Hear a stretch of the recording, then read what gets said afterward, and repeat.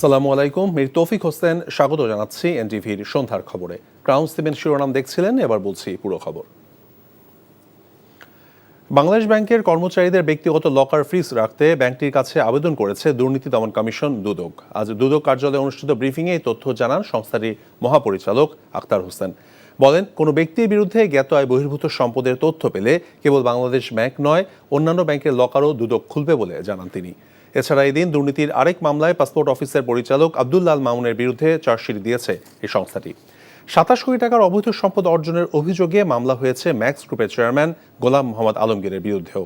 এছাড়া আওয়ামী লীগের think tank হিসেবে পরিচিত সিআরআই এর বিরুদ্ধে আর্থিক অনিয়ম খতিয়ে দেখতে গিয়ে প্রতিষ্ঠানটির নামে আইএফআইসি ব্যাংকে 35 কোটি 21 লাখ টাকার এফডিআর এর তথ্য পেয়েছে দুদক।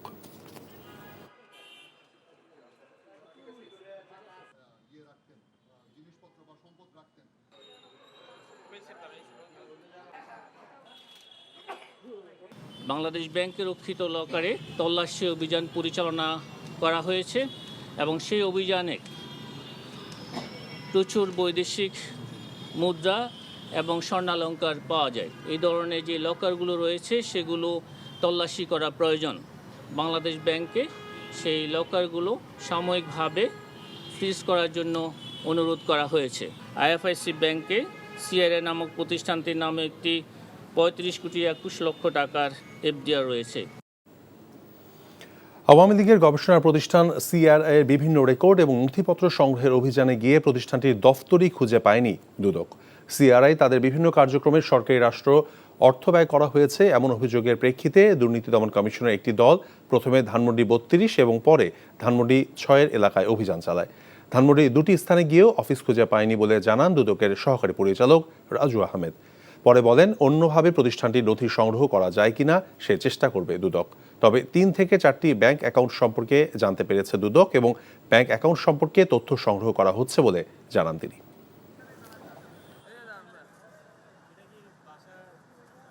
আমাদের কাছে অভিযোগ আসছে, এখন অভিযোগের প্রেক্ষিতে আমরা গিয়ে রেকর্ডপত্র যাচাই করব, তারপরে আমরা বিষয়টা উদ্ধার করতে পারবো যে আসলে কী আছে। তো রেকর্ড অফিসের যেহেতু লোকেশন পাইনি, রেকর্ডপত্রগুলোও সংগ্রহ করতে পারিনি। তবে আমরা এমনিতেই ফিল্ড ওয়ার্কের ক্ষেত্রে যতটুকু জেনেছি, ওনাদের 3-4টা ব্যাংক অ্যাকাউন্ট সম্বন্ধে আমরা জেনেছি। সেই অ্যাকাউন্টগুলোতে আমরা যেই তথ্যগুলো দরকার সে তথ্যগুলো সংগ্রহ করার চেষ্টা করছি। আগামীকাল জনপ্রশাসন সংস্কার কমিশনের প্রতিবেদন প্রধান উপদেষ্টা ডক্টর মোহাম্মদ ইউনূসের হাতে তুলে দেওয়া হবে বলে জানিয়েছেন কমিশনের চেয়ারম্যান আব্দুল মুঈদ চৌধুরী। সচিবালয়ে প্রশ্নের জবাবে কথা বলেন তিনি। প্রতিবেদনে 100-রও বেশি সুপারিশ থাকবে বলেও জানান মুঈদ চৌধুরী। প্রতিবেদন জমা দেওয়ার পর প্রধান উপদেষ্টার দফতর থেকে সংবাদ সম্মেলন করে তা জানানোর পাশাপাশি ওয়েবসাইটেও প্রকাশ করা হবে বলে জানান তিনি। 3 অক্টোবর জনপ্রশাসন সংস্কার কমিশন গঠন করা হয়েছিল। 3 মাসের মধ্যে প্রতিবেদন দেবার কথা থাকলেও 3 দফা সময় বাড়িয়ে 15 ফেব্রুয়ারি পর্যন্ত নির্ধারণ করা হয়। বিভিন্ন জায়গায় জেলাতে উপজেলাতে আমরা গিয়ে কথা বলেছি, অনেক লোকের অনলাইনে আমরা অপিনিয়ন নিয়েছি। সেগুলোর ভিত্তিতে আমাদের রিপোর্ট আজকে আমরা চূড়ান্ত করে স্বাক্ষর করব। কালকে দুপুরে 12:30টায় আমরা মাননীয় প্রধান উপদেষ্টার অফিসে যাব এবং তাকে হস্তান্তর করব। সুপারিশে কী কী থাকছে এটা কালকে আমরা জমা দেওয়ার পরে মাননীয় প্রধান উপদেষ্টার অফিস থেকে সবসময় এর আগে যেটা করা হয়েছে, কালকে রাত্রেই এটা অনলাইনে চলে যাবে। 100টার বেশি সুপারিশ। 8 ফেব্রুয়ারি সংস্কার কমিশনের সুপারিশনামা আনুষ্ঠানিকভাবে প্রকাশ করা হবে বলে জানিয়েছেন আইন উপদেষ্টা আসিফ নজরুল। আর এসব সুপারিশ নিয়ে ফেব্রুয়ারি মাসের মাঝামাঝি জাতীয় ঐক্যমত্য কমিশনের সাথে রাজনৈতিক দলগুলোর বৈঠক শুরু হবে বলেও জানান তিনি। ফরেন সার্ভিস একাডেমিতে সংবাদ সম্মেলনে তিনি এসব কথা জানান। 6টা কমিশন আছে, এই 6টা কমিশনের কার্যক্রম তো 8 তারিখে শেষ হয়ে যাচ্ছে। 8 তারিখে রিপোর্ট প্রকাশ হওয়ার সাথে সাথে শেষ হয়ে যাচ্ছে। রাজনৈতিক দলগুলোর সাথে কথা বলে ডেটটা ঠিক করা হবে। জাতীয় ঐক্যমত্য কমিশনের প্রথম বৈঠকে সভাপতিত্ব করবেন ঐক্যমত্য কমিশনের প্রধান ডক্টর মোহাম্মদ ইউনূস, এবং এখানে সকল রাজনৈতিক দল এবং আন্দোলনের যারা পক্ষশক্তি ছিল তাদের প্রতিনিধিরা থাকবেন, এবং আমাদের যারা কমিশন চিফ আছেন ওনারা সবাই উপস্থিত থাকবেন। ফেব্রুয়ারির মধ্য থেকে যে শুরু হবে সেটা সম্ভব হলে রোজার মধ্যেও চালিয়ে নেওয়া হবে, রাজনৈতিক দলগুলো যদি রাজি থাকেন, এবং যত দ্রুত সম্ভব আমাদের সংস্কারের ক্ষেত্রে করণীয় কি সেটা ঠিক করা হবে। বাংলাদেশ থেকে উত্তর আমেরিকার দেশগুলোতে পাচার হয়ে যাওয়া অর্থ ফেরত আনতে কানাডার সহযোগিতা চেয়েছেন অন্তর্বর্তীকালীন সরকারের প্রধান উপদেষ্টা অধ্যাপক মোহাম্মদ ইউনূস। ঢাকায় নিযুক্ত কানাডার হাইকমিশনার অজিত সিং আজ প্রধান উপদেষ্টার সাথে তার সরকারি বাসভবন যমুনায় সাক্ষাৎ করতে গেলে তিনি এই সহযোগিতা কামনা করেন। প্রধান উপদেষ্টা বলেন, সাবেক স্বৈরাচার প্রধানমন্ত্রী শেখ হাসিনার কাছের মানুষ এবং সুবিধাভোগীরা শত শত বিলিয়ন ডলার বাংলাদেশ থেকে চুরি করে কানাডা সহ অন্যান্য দেশে পাঠিয়েছে। কানাডা টরন্টোতে বেগমপাড়া খ্যাত এলাকায় তারা ওই সম্পত্তিও ক্রয় করেছে। এসব সম্পত্তি এবং অর্থ খুঁজে বের করা এবং জব্দ করে বাংলাদেশে ফেরত পাঠানোর জন্য হাইকমিশনারের সহযোগিতা কামনা করেন তিনি। পাচার হয়ে যাওয়া অর্থ ফেরত আনতে অন্তর্বর্তী সরকারের উদ্যোগের প্রশংসা করেন হাইকমিশনার। প্রত্যেক সংস্কারের বিষয়ে রাজনৈতিক দলের সাথে আলোচনা করে জনবান্ধব প্রস্তাব গ্রহণ করতে সরকারের প্রতি আহ্বান জানিয়েছেন বিএনপির স্থায়ী কমিটির সদস্য ডক্টর খন্দকার মোশাররফ হোসেন। বলেন, বিএনপি ক্ষমতায় গেলে যুক্তরাজ্যের আদলে সবার জন্য স্বাস্থ্যসেবা নিশ্চিত করবে।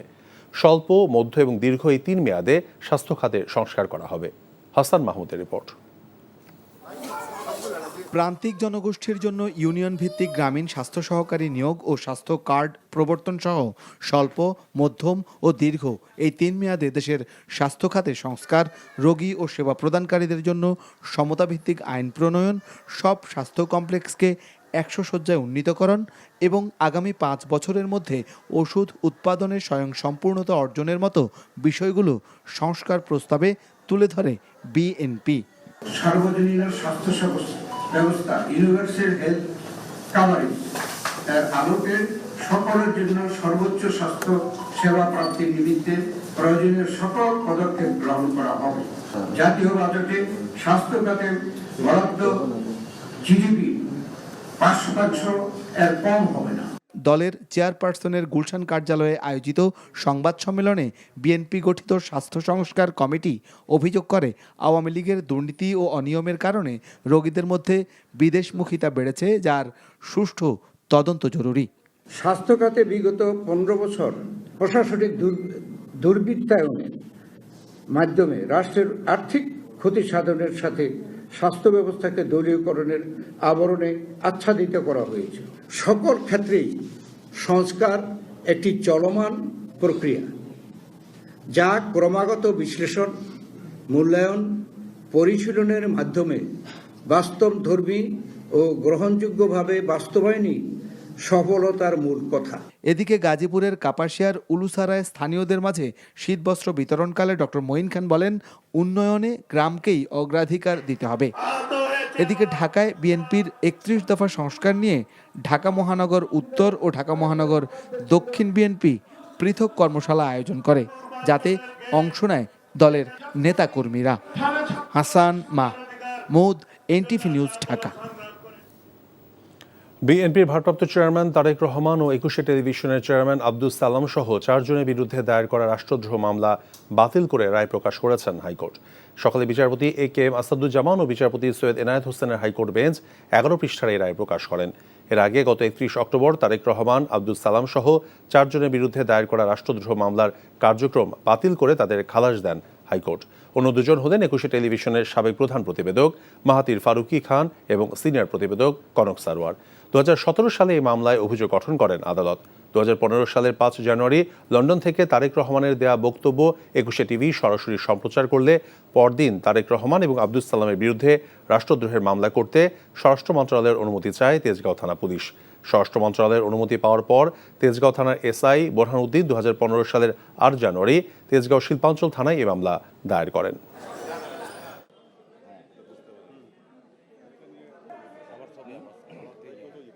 মামলা যে প্রক্রিয়া দায়ের করার কথা ছিল সেই প্রক্রিয়ার দায়ের হয়নি। মামলা, রাষ্ট্রদ্রোহের মামলা করতে গেলে গভর্নমেন্টের অনুমোদন নিতে হয়, সেটাও নেওয়া হয়নি। অর্থাৎ তড়িঘড়ি করে রাজনৈতিক ফায়দা হাসিলের জন্য এবং জনাব তারেক রহমান সাহেবের রাজনৈতিক ভাবমূর্তি ক্ষুণ্ণ করার জন্য আর 21 টিভিটা দখল নেওয়ার জন্য হয়তোবা এই মামলাটা দায়ের করা হয়েছিল। ভোটার তালিকা হালনাগাদ কর্মসূচির আওতায় এখন পর্যন্ত 49,70,388 জন নতুন ভোটার নিবন্ধন করেছেন বলে জানিয়েছেন নির্বাচন কমিশন সচিবালয়ের সিনিয়র সচিব আখতার আহমেদ। রাজধানীর আগারগাঁও নির্বাচন ভবনে সাংবাদিকদের তথ্য জানান তিনি। এবছর কমিশনের লক্ষ্যমাত্রা ছিল 61 লাখ নতুন ভোটার জানিয়ে আক্তার হামিদ বলেছেন, 11 এপ্রিল পর্যন্ত বাদ পড়া ভোটাররা অনলাইন এবং স্থানীয় রেজিস্ট্রেশন অফিসে গিয়ে নিবন্ধন করতে পারবেন। 3 ফেব্রুয়ারি পর্যন্ত বাদ পড়া ভোটার অন্তর্ভুক্ত হয়েছে 2.44%, আর নতুন ভোটার নিবন্ধনের হার 1.54%। মোট ভোটার বেড়েছে 3.9%। বাদ পড়া ভোটার যারা ছিলেন পুরুষদের ক্ষেত্রে 14 লক্ষ প্লাস আর তথ্য আমরা পেয়েছি, আর মহিলাদের ক্ষেত্রে হচ্ছে 16 লাখ। আর যেখানে আমাদের গ্যাপ আছে এটাকে তো আমাদের পূরণ করতে হবে, কারণ এটা আমাদের দায়বদ্ধতা, তাই না? তো এই দায়বদ্ধতা তো তাৎক্ষণিকভাবে বা ওভারনাইট হবে না, এটা একটু আমাদেরকে দেন আমরা পর্যালোচনা করি এবং এটাকে এই সীমাবদ্ধতাটাকে কিভাবে আমরা ওভারকাম করতে পারি এটা নিশ্চয়ই আমরা অ্যাড্রেস করব। 645 কোটি টাকার আর্থিক অনিয়মের অভিযোগে মোবাইল ফিনান্সিয়াল সার্ভিস প্রতিষ্ঠান নগদের বিরুদ্ধে প্রতারণার মামলা করেছে বাংলাদেশ ব্যাংক। মামলায় 24 জনকে আসামি করা হয়েছে, তাদের মধ্যে 9 জন বাংলাদেশ ডাক বিভাগের কর্মকর্তা। অভিযুক্তদের মধ্যে রয়েছেন নগদের সাবেক ব্যবস্থাপনা পরিচালক তানভীর মিশুক এবং ডাক বিভাগের একজন সাবেক মহাপরিচালক। রাজধানীর মতিঝিল থানায় বাংলাদেশ ব্যাংকের পক্ষ থেকে মামলাটি করা হয়েছে। গত 5 আগস্টের পর অন্তর্বর্তী সরকার নগদের প্রশাসক নিয়োগ দেয়। অভিযোগ ওঠে নগদের পরিচালন ব্যবস্থায় অনিয়ম রয়েছে। নিরীক্ষায় নগদের বেশ কিছু আর্থিক অনিয়মের বিষয় বেরিয়ে আসে, যেমন ব্যাংকে নগদ অর্থ জমা না দিয়ে 600 কোটি টাকার মানি তৈরি করা। এছাড়া 41টি পরিবেশক হিসাব থেকে অনুমোদিতভাবে সরকারি ভাতার 1711 কোটি টাকা তুলে নেওয়ার ঘটনাও চিহ্নিত করা হয়েছে। বৈষম্য বিরোধী আন্দোলনে শহীদ আবু সাইদ সহ অন্য শহীদদের নিয়ে বিরূপ মন্তব্যের অভিযোগে দায়ের করা মানহানির মামলায় সাময়িক বরখাস্ত সহকারী কমিশনার তাপসী তাবাসসুম উর্মির বিরুদ্ধে অভিযোগ গঠনের আদেশ দিয়েছেন আদালত। এর মধ্য দিয়ে এ মামলায় তার আনুষ্ঠানিক বিচার শুরু হলো। সকালে ঢাকা মেট্রোপলিটন ম্যাজিস্ট্রেট মোহাম্মদ সেফাতুল্লাহ আসামির অব্যাহতির আবেদন নাকচ করে এ আদেশ দেন। এর আগে গত 26 জানুয়ারি একই আদালতে মামলাটির অভিযোগ গঠনের শুনানির জন্য ছিল। ওই দিন তাপসী তাবাসসুম উর্মি আদালতে হাজির হয়ে আত্মসমর্পণ করে জামিন আবেদন করেন। একই সঙ্গে তার আইনজীবী শুনানি পেছানোর আবেদন করেন। আদালত আবেদন মঞ্জুর করে শুনানির জন্য 4 ফেব্রুয়ারি দিন ঠিক করেন। একই সঙ্গে তাপসী তাবাসসুমের জামিন মঞ্জুর করেন। গত 5 অক্টোবর আসামি উর্মি শুধু শহীদ আবু সাইদ নয়, সরকারের দায়িত্বশীল পদে থাকা সত্ত্বেও ছাত্র গণ আন্দোলনের মাধ্যমে প্রতিষ্ঠিত সরকার ও প্রধান উপদেষ্টা ডক্টর মোহাম্মদ ইউনূসের বিরুদ্ধেও অবমাননাকর বক্তব্য ফেসবুকে পোস্ট করেন। রাষ্ট্রদ্রোহ মামলায় সাবেক ইসকন নেতা চিন্ময় কৃষ্ণ দাসকে কেন জামিন দেয়া হবে না জানতে চেয়ে রুল জারি করেছেন হাইকোর্ট। আজ বিচারপতি আতোয়ার রহমান ও বিচারপতি মোহাম্মদ আলী রেজার দ্বৈত বেঞ্চ এই রুল জারি করেন। 2 সপ্তাহের মধ্যে রাষ্ট্রপক্ষকে রুলের জবাব দিতে বলা হয়েছে। এর আগে 2 জানুয়ারি চিন্ময় দাসের জামিন আবেদন নামঞ্জুর করেন চট্টগ্রামের মহানগর দায়রা জজ। গত 31 অক্টোবর তার বিরুদ্ধে জাতীয় পতাকা অবমাননাকর অভিযোগে রাষ্ট্রদ্রোহের মামলা করে। এ মামলায় আরও 18 জনকে আসামি করা হয়। 25 নভেম্বর ঢাকায় গ্রেফতার করা হয় চিন্ময় দাসকে। পরদিন জামিন আবেদন করা হলে তা নামঞ্জুর করে তাকে কারাগারে পাঠানোর নির্দেশ দেন চট্টগ্রাম মেট্রোপলিটন ম্যাজিস্ট্রেট। রাজধানী মোহাম্মদপুর থেকে নিখোঁজ শিশু আরাবি ইসলাম সুবাকে নওগাঁ থেকে উদ্ধার করেছে পুলিশ। নিখোঁজের ঘটনায় জড়িত থাকার অভিযোগে এক যুবককে গ্রেফতার করা হয়। বর্তমানে র্যাব হেফাজতে রয়েছে তারা। তার নিখোঁজের খবরে তোলপাড় হয় সামাজিক যোগাযোগ মাধ্যম। আপেল শাহরিয়ারের রিপোর্ট। আমি ভালো আছি।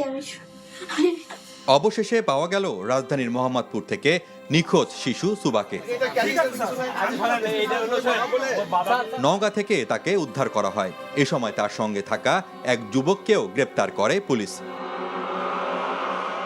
11 বছর বয়সী সুবা নিখোঁজের খবরে তোলপাড় হয় নেট দুনিয়ায়। সিসিটিভি ফুটেজে সবশেষ তাকে দেখা যায় মোহাম্মদপুর টোকিও স্কোয়ারে। ফুফাতো ভাই সহ আরেকজন যুবককেও দেখা যায়। ক্যান্সার আক্রান্ত মায়ের চিকিৎসার খবর নিতে ঢাকায় আসে সে। রোববার নিখোঁজ হলে আদাবর থানায় সাধারণ ডায়েরি করেন তার বাবা। শিশুটির সন্ধানে সামাজিক যোগাযোগ মাধ্যমে অনেকে পোস্টও দেন। মেয়েকে ফিরে পাওয়ার আকুতি জানান তার বাবা। ওদের দুইজনের সঙ্গে আমার বাইক না পিছনে টোকিও স্কোয়ারের ভিতরে, তখন দেখছি যে 2টা ছেলে ওদের সামনে দাঁড়াই কথা বলতেছে। হ্যাঁ, কথা বলতেছে। ওরা পাশ দিয়ে হাইটে একবার যাওয়া ছিল, তারপর আবার ওরা সামনে দাঁড়াইছে, আবার ওইখানে বসে কথা বলছে। আমার মেয়ে আসলে ঢাকায় তো সেটেল না, আমরা ঢাকায় সেটেল না, ঢাকায় থাকি না। এখানে আমার বোনের বাসা, আমার ছোট বোনের। তো আমার ওয়াইফ আবার সে ক্যান্সার আক্রান্ত, তাও লাস্ট স্টেজ চলতেছে। গত পরশুদিন নিয়ে আসছি ঢাকায় ডাক্তার দেখানোর জন্য। সুবা বরিশালের একটি বিদ্যালয়ের 6ষ্ঠ শ্রেণীর শিক্ষার্থী। কোন জায়গায় বলো তো? Apple Shahriar, NTV news, Dhaka.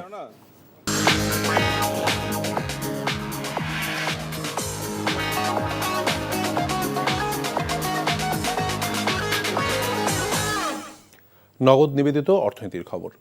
মূল্যস্ফীতি কমানো বড় চ্যালেঞ্জ মন্তব্য করে তা সহনীয় মাত্রায় আসতে আরও 3 মাস সময় লাগবে বলে জানিয়েছেন অর্থ উপদেষ্টা ডক্টর সালেউদ্দিন আহমেদ। সকালে সচিবালয়ে অর্থনৈতিক বিষয় এবং সরকারি ক্রয় সংক্রান্ত উপদেষ্টা পরিষদ কমিটির আলাদা সভা শেষে এসব কথা বলেন তিনি।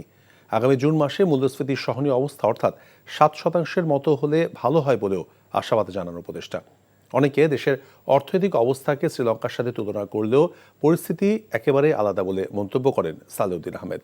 দেশের অনেক ব্যাংকের অবস্থা নাজুক উল্লেখ করে বিশেষ তহবিলের মাধ্যমে সংকট কাটানো হচ্ছে বলে জানান তিনি। কিছু পণ্যে ভ্যাট বাড়ানো নিয়েও সমালোচনা হলেও প্রয়োজনীয় অর্থের সংকুলান করতে কষ্ট হচ্ছে বলে জানান উপদেষ্টা।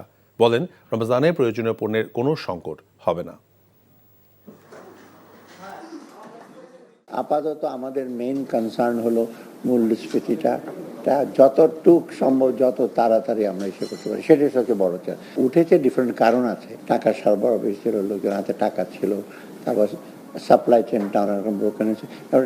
নামিয়ে আনতে জোর করে তো নামিয়ে আনা যাবে না। আমরা আর 2-3 মাস অপেক্ষা করে। স্বরাষ্ট্র এবং কৃষি উপদেষ্টা অবসরপ্রাপ্ত লেফটেন্যান্ট জেনারেল মোহাম্মদ জাহাঙ্গীর আলম চৌধুরী বলেছেন, রমজানে সিন্ডিকেটের মাধ্যমে নিত্যপণ্যের দাম বাড়ালে ব্যবস্থা নেওয়া হবে। বিকেলে বাংলাদেশ কৃষি গবেষণা কাউন্সিলের সভাকক্ষে বিআরসির বিজ্ঞানী এবং কর্মকর্তাদের সঙ্গে মত বিনিময় সভা শেষে সাংবাদিকদের প্রশ্নের জবাবে তিনি কথা বলেন। উপদেষ্টা আরও বলেন, কৃষি গবেষণা অনেক দূর এগিয়ে গেছে, সেজন্য কৃষি এবং মৎস্য খাতে অনেক উন্নতি হয়েছে। রমজানে নিত্যপণ্যের ঘাটতি হবে না এবং দাম সহনীয় থাকবে বলেও আশ্বস্ত করেন উপদেষ্টা জাহাঙ্গীর আলম। চাঁদাবাজির কারণে পণ্যের দাম বেড়ে যায় স্বীকার করে তিনি চাঁদাবাজদের বিরুদ্ধে শক্ত অবস্থানে থাকতে সবার প্রতি আহ্বান জানান। চাঁদাবাজির মাধ্যমে জিনিসপত্রের দাম না বাড়ে, এই জন্য আমরা চেষ্টা করতেছি। রমজানের সময় যদি কোনো নিত্যপণ্যের দাম বাড়ায়, সে শুধু জনগণের কাছে না, সে আল্লাহর কাছেও কিন্তু দায়ী হয়ে থাকবে। আমাদের যতটা অ্যাকশন নেওয়ার আমরা অতটা নিব। পোষ্য কোটা নিয়ে দুপক্ষের মুখোমুখি অবস্থানে উত্তেজনা বিরাজ করছে জাহাঙ্গীরনগর বিশ্ববিদ্যালয় ক্যাম্পাসে। এমন পরিস্থিতিতে আজ প্রতি বিভাগে সর্বোচ্চ 4 জন করে মোট 148 জনের ভর্তির সুযোগ কমিয়ে সেটা 40টি আসনে সীমাবদ্ধ করার ঘোষণা দেয় কর্তৃপক্ষ। এর প্রতিবাদে পোষ্য কোটা বহাল চেয়ে বিক্ষোভ মিছিল এবং প্রশাসনিক ভবন অবরোধ করে রাখে বিশ্ববিদ্যালয়ের কর্মকর্তা কর্মচারীরা। এ সময় তাদেরকে বৈষম্য বিরোধীদের পোস্টার ছিঁড়তে বাধা দিলে তাদের সাথে শিক্ষার্থীদের বাকবিতণ্ডা হয়। বিশ্ববিদ্যালয়ের স্নাতক সম্মান প্রথম বর্ষে ভর্তিতে পোষ্য কোটা বাতিলের দাবিতে রোববার থেকে আমৃত্যু অনশনে বসেন একদল শিক্ষার্থী।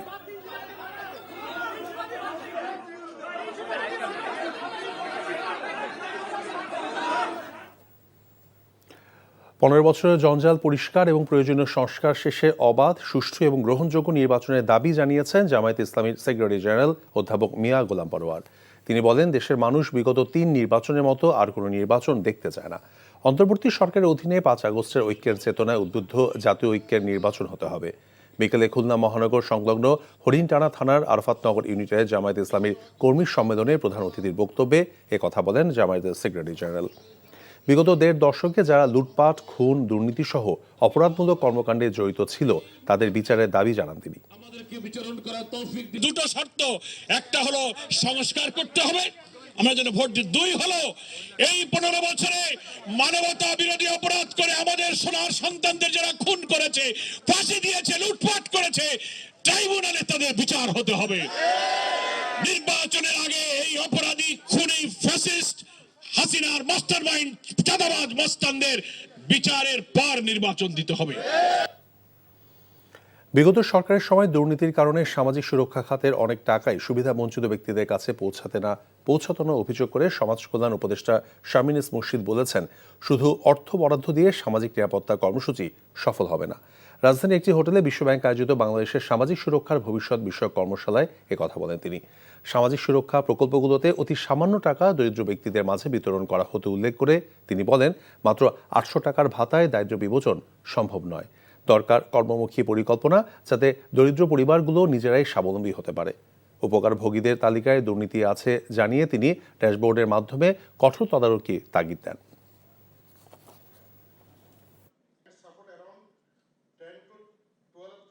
Safety net programs need to transform itself from a charity to an empowerment approach. From a charity of 800 taka to a mother gives her nothing, and you know it as well as I. Abdullahpur হয়ে ঢাকা মহানগরীতে চলাচল করে এমন 21টি কোম্পানির bus counter পদ্ধতিতে পরিচালনা করবে ঢাকা সড়ক পরিবহন মালিক সমিতি। সকালে রাজধানীর রমনায় সংবাদ সম্মেলনে এই তথ্য জানান সংগঠনটির সাধারণ সম্পাদক মোহাম্মদ সাইফুল আলম। বলেন, আগামী বৃহস্পতিবার সকালে আবদুল্লাপুর থেকে কাউন্টার সার্ভিসের উদ্বোধন করা হবে। এ মাসের মধ্যে অন্যান্য রুটেও কাউন্টার ভিত্তিক বাস পরিচালনা শুরু করা হবে। তিনি আরও জানান, যাত্রীদের নির্দিষ্ট কাউন্টার থেকে টিকিট সংগ্রহ করে যাতায়াত করতে হবে। এছাড়া বাস নির্দিষ্ট স্টপেজে ছাড়া দাঁড় করানো যাবে না বা যাত্রী ওঠানো যাবে না। ভিসা পরিষেবার ক্ষেত্রে নতুন পদ্ধতি চালু করেছে ঢাকায় মার্কিন দূতাবাস। নতুন এই পরিষেবা আগামী 8 ফেব্রুয়ারি থেকে কার্যকর হবে। সোমবার সামাজিক যোগাযোগ মাধ্যমে এক বার্তায় এই তথ্য জানিয়েছে মার্কিন দূতাবাস। এতে বলা হয়েছে, নতুন পদ্ধতি বাস্তবায়নের কারণে 5 থেকে 7 ফেব্রুয়ারি পর্যন্ত নির্দিষ্ট ওয়েবসাইটে ভিসা পরিষেবা বন্ধ থাকবে। তবে 8 ফেব্রুয়ারি থেকে পুনরায় ওয়েবসাইটের মাধ্যমে ভিসা পরিষেবা চালু করা হবে। এছাড়া 4 ফেব্রুয়ারি থেকে নন ইমিগ্রেন্ট ভিসার অ্যাপয়েন্টমেন্ট স্লট প্রকাশ শুরু হবে। প্রতি মঙ্গলবার বিকেল 3:30টায় নতুন স্লট পাওয়া যাবে। যেসব আবেদনকারী 5 থেকে 7 ফেব্রুয়ারির মধ্যে সাক্ষাৎকারের সময়সূচি নির্ধারিত রয়েছে, তাদের নির্ধারিত সময়ে উপস্থিত থাকতে হবে। ভিসা প্রত্যাশীদের আবেদন এবং বিস্তারিত তথ্যের জন্য মার্কিন দূতাবাসের ওয়েবসাইটে ভিজিট করার অনুরোধ জানানো হয়েছে। এই ছিল সন্ধ্যার খবরে। এই খবরের ভিডিও সহ আপডেট জানতে ভিজিট করুন এনটিভি অনলাইন www.ntvbd.com। এছাড়াও এনটিভি জনপ্রিয় সব অনুষ্ঠান এবং খবরের আপডেট জানতে ভিজিট করুন আমাদের ইউটিউব এবং ভেরিফাইড ফেসবুক পেজ। রাত 10:30টায় রাতের খবর দেখার আমন্ত্রণ রইল। ধন্যবাদ সবাই।